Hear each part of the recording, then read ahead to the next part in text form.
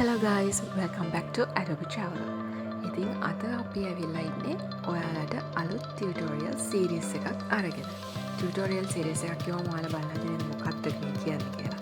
අද අපි පටන් ගන්නවා Photoshop වල තියෙන tool box එක ගැන ඔයාලට කියලා දෙන්න.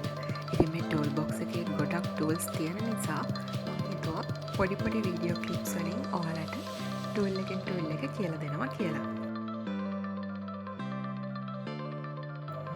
ඔයාලට ඉන්වයිට් කරනවා අපේ Facebook page එකට ගිහලා like එකක් දාන්න.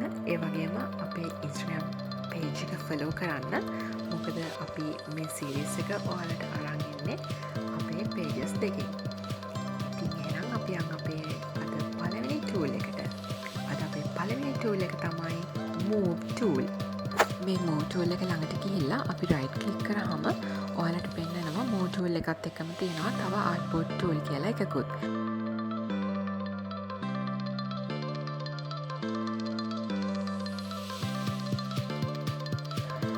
ඔයාලට මේ move tool එක select කරද්දී tool box එකට ගිහිල්ලා ඒක select කරන්න පුළුවන්. එහෙම නැත්නම් ඔයාලට පුළුවන් shift එකත් එක්ක V අකුර දෙන්න. එතකොට move tool එක auto select වෙනවා. move tool එක අපි select කරගත්තා කියලා අපිට එකපාරට මේක use කරන්න බෑ. ඔයාලට පේනවා අපි මේ open කරගත්තු photo එකේ layer එකට ගියාම ඒ layer එක lock වෙලා තියෙන්නේ. ඔයාලා move tool එක use කරනවා නම් ඊට කලින් අනිවාර්යයෙන්ම layer එක unlock කරගන්න ඕනේ. ඊට පස්සේ ඔයාලට පුළුවන් mouse එක use කරලා photo එක එහාට මෙහාට කරගන්න.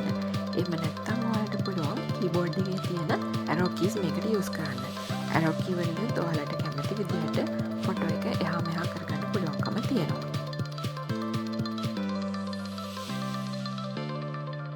ඊළඟට අපි බලමු artboard tool එක ගැන. මේ artboard tool එක ඔයාලට පේනවා ඇති කොටුවක් විදිහට තමයි ඒක තියෙන්නේ. artboard tool එකෙන් ඔයාලට පුළුවන් ඔයාලා open කරගත්තු photo එකේ ඔයාලට අවශ්‍ය කොටස විතරක් වෙනම layer එකක් විදිහට open කරගන්න. එහෙනම් ඔන්න අපි අද අපේ පළවෙනි tool එක, ඒ කියන්නේ move tool එක ගැන ඉගෙන ගත්තා.